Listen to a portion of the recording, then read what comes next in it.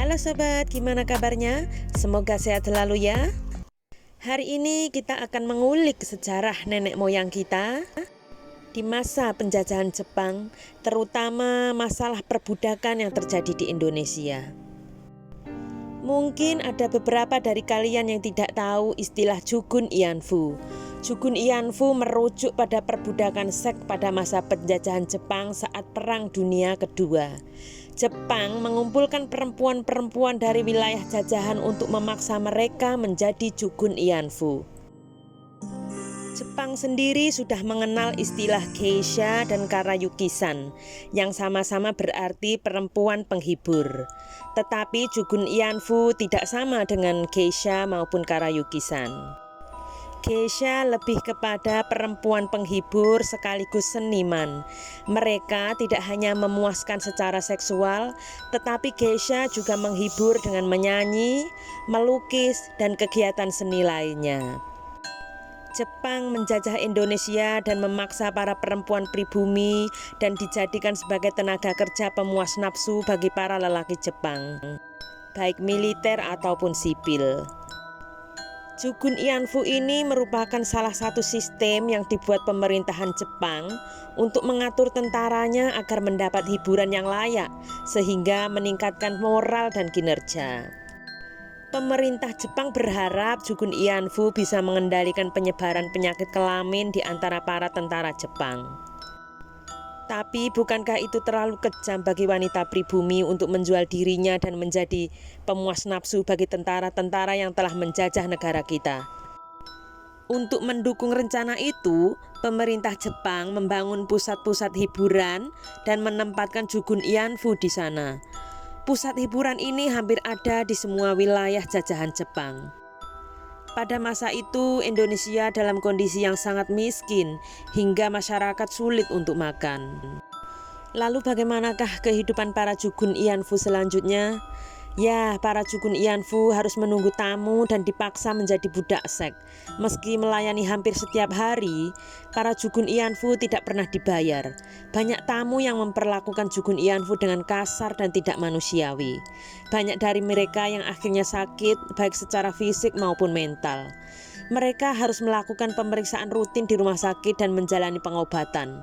Jika ada dari mereka yang hamil, maka mereka harus menggugurkan kandungannya.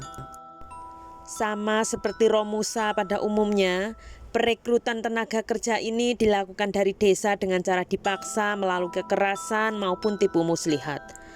Perekrutan ini dilakukan secara diam-diam dan cenderung tertutup alias operasi senyap.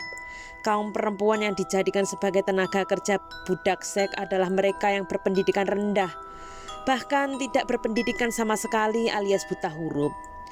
Selain itu, mereka biasanya dalam kondisi kesulitan ekonomi, kebodohan, tanpa keahlian, serta kemiskinan membuat para perempuan ini terjebak sebagai pekerja seks.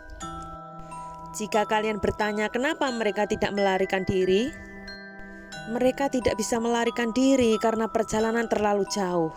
Mereka juga buta akan peta, apalagi uang untuk bepergian. Kebanyakan dari mereka dijanjikan untuk diberi upah, tetapi tidak pernah ditepati oleh pengelola. Alih-alih mendapatkan uang bayaran sejumlah Rp2,5 untuk kalangan militer dan Rp3,5 untuk kalangan sipil, mereka hanya menerima karcis dari para pengunjung yang ingin menikmati tubuh mereka. Perempuan yang menjadi pekerja seks ini akan diberi nama seperti nama-nama orang Jepang.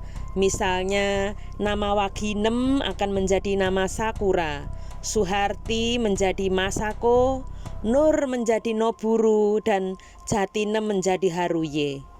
Para tenaga kerja ini biasa tinggal di Lanjo dengan kehidupan yang sangat tersiksa.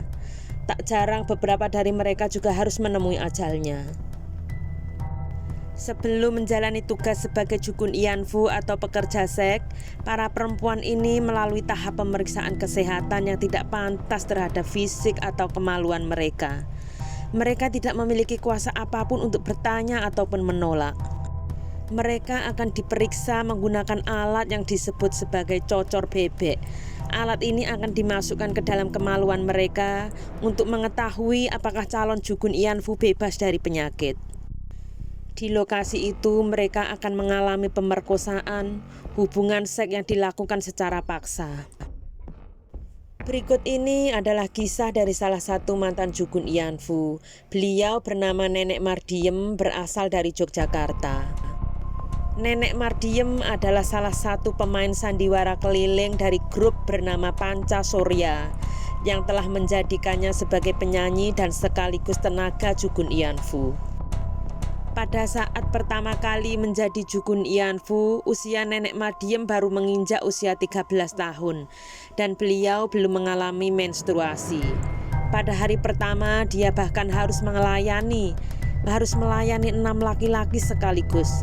Padahal saat itu dia sudah mengalami pendarahan. Karena rasa putus asa yang sangat dalam, Nenek Mardiem pernah mencoba untuk mengakhiri hidupnya. Selama menjadi Jugun Ianfu, Nenek Mardiem selalu mendapatkan perlakuan yang kasar dan tidak manusiawi. Pernah suatu hari ia dipukul dan ditendang sampai pingsan selama 6 jam karena menolak melayani tamu. Karena pekerjaannya itu, Nenek Mardiem mengaku pernah hamil dan terpaksa menggugurkan kandungannya. Mardiem mengaku sebenarnya laki-laki yang menghamilinya itu siap bertanggung jawab atas anak itu. Tetapi pemilik rumah bordir selalu mengancam dan tidak mengizinkan.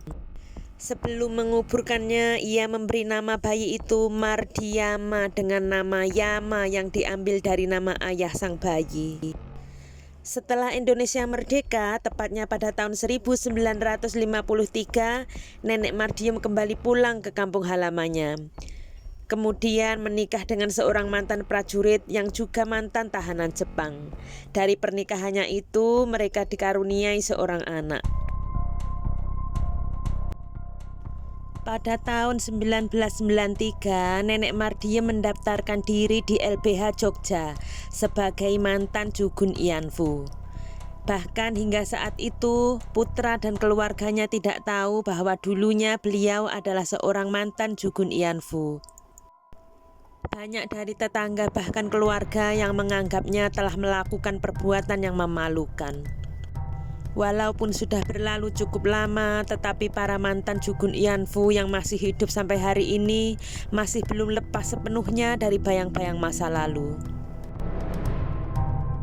Oke sobat, cukup sampai di sini ya cerita kali ini. Semoga cerita ini bisa menginspirasi kita semua untuk lebih mencintai, menghargai, dan menghormati perjuangan nenek moyang kita di masa lampau. Tinggalkan komentarmu dan see you next time. Tell me pretty lies, look me in the face, tell me that you love me.